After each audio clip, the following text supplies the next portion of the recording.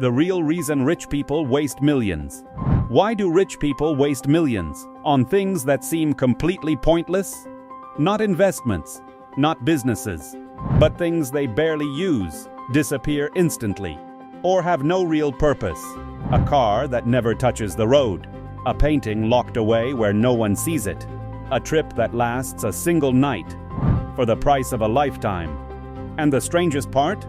The richer they get, the less smart their spending looks.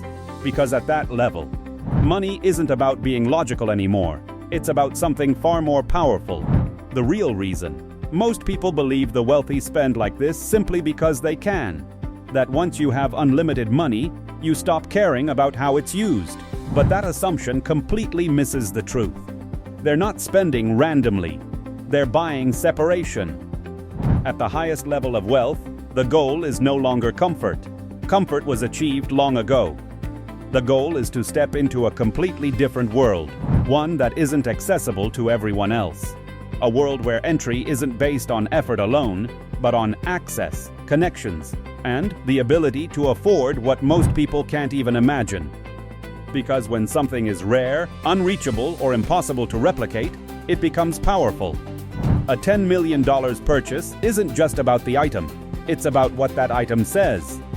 It says you've reached a level where price is no longer a limitation. It says you belong to a group that operates under different rules. It says you can afford not just to buy, but to choose what others can't. That's not waste. That's positioning. Art. Some paintings sell for hundreds of millions of dollars. To the average person, they may look confusing, abstract, or even unimpressive. You might walk past one and wonder why it's worth more than entire neighborhoods. But the value has nothing to do with how it looks. It's about ownership. There is only one original, one piece of history that cannot be recreated, no matter how skilled someone is. Even a perfect copy has no real value compared to the original. That's what makes it powerful. Owning a piece like that isn't about decoration. It's not about filling space on a wall. It's about possessing something that no one else in the world can truly own at the same time. It becomes a symbol of exclusivity, culture, and legacy. In some cases, these artworks are never even displayed. They are stored in private vaults, protected, hidden, and preserved. Not for public admiration, but for private ownership. Because at that level, it's not about being seen, it's about knowing. Cars. You would expect a multi-million-dollar car to be driven. After all, cars are built for the road, for speed, for experience. But some of the most expensive cars in the world never move at all. They sit in temperature-controlled garages, untouched for years, not because they're forgotten, but because using them would actually reduce their value. The moment a rare car accumulates mileage, it loses part of what makes it special. Its rarity decreases, its perfection fades, its market value shifts. So, instead of being used, it is preserved. It transforms from a vehicle into an asset. For the owner, the car is no longer about transportation. It becomes a statement, proof of access to something extremely limited. It represents taste, knowledge, and the ability to acquire what others can't. It's not about the drive. It's about the ownership. Experiences. Then there are experiences, the most confusing form of spending. Private concerts with global superstars, exclusive dinners in remote locations, trips to places that don't exist on public maps, millions spent for moments that vanish, no product to keep, no asset to resell, no physical reminder beyond memory. From a practical perspective, this seems like the ultimate waste. Why spend so much on something that disappears? But that's exactly the point. True luxury is no longer about what you can hold. It's about what you can access. These experiences are designed to be rare, unrepeatable, and restricted. Not everyone can buy them, and even those who can may not be invited. They exist for a moment, and then they're gone. That fleeting nature is what gives them value. Because when something can't be repeated, it becomes unforgettable. Collectibles, rare watches, vintage items, limited edition pieces, these are often misunderstood as expensive hobbies. But in reality, they're something far more strategic. They are portable wealth. Unlike cash, which can lose value over time, certain collectibles appreciate. Their rarity increases. Their demand grows. Their story becomes richer. At the same time, they offer something money alone cannot provide: identity. A rare watch isn't just about telling time. It reflects taste, knowledge, and belonging to a specific world. It signals that the owner understands value beyond price. These items are often bought instantly and held quietly. Not for attention, not for display, but for long-term positioning. They exist at the intersection of passion and strategy, where personal satisfaction meets financial intelligence. Philanthropy. One of the most overlooked forms of spending is giving money away. Millions donated to causes, foundations, and global initiatives.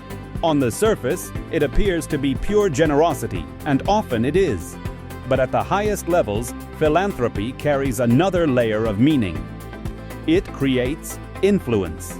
Large-scale giving can shape industries, support innovations, and change the direction of entire communities. It opens doors to powerful networks and positions individuals as leaders, not just in business, but in society. It builds legacy. Long after the money is gone, the impact remains. For many wealthy individuals, philanthropy isn't just about helping others. It's about defining how they will be remembered. It's about leaving a mark that extends beyond wealth itself. In this way, giving becomes one of the most powerful uses of money. Not because of what is gained immediately, but because of what lasts. Status. At the core of all these behaviors lies one powerful concept: status. Every decision, every purchase, every experience sends a message. At lower levels of wealth, status is often visible. Cars, clothes, homes. It's about showing success in ways that are easily recognized. But as wealth increases, the signals become more subtle. It's no longer about impressing everyone. It's about being recognized by the right people. Owning something rare. Accessing something exclusive. Being part of something restricted. These are signals that only a certain group understands. And that's what makes them valuable. Because true status isn't about visibility. It's about belonging. Why it looks like waste? To most people, all of this appears unnecessary, even absurd. That's because value is usually measured by usefulness. People are taught to think in terms of practicality, return on investment, and efficiency. Does it serve a purpose? Does it improve life? Is it worth the cost? But the ultra-wealthy don't operate on this framework. For them, value is defined differently. Exclusivity, access, identity, influence. Once you shift the definition of value, everything changes.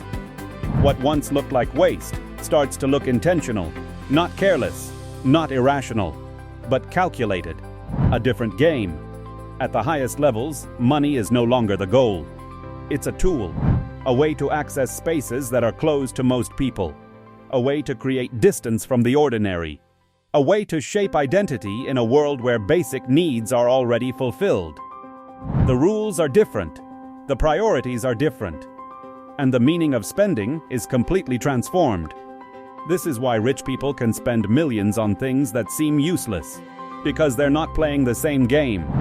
They're not buying for need. They're not even buying for pleasure. They're buying for position. Rich people don't waste millions because they're bad with money. They do it because money no longer means what it used to.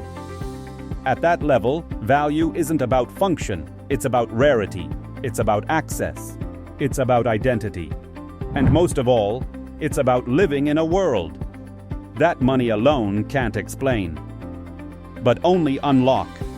If this changed the way you see money and wealth, don't forget to like, share, and subscribe so you never miss out on any of our upcoming videos. See you next time.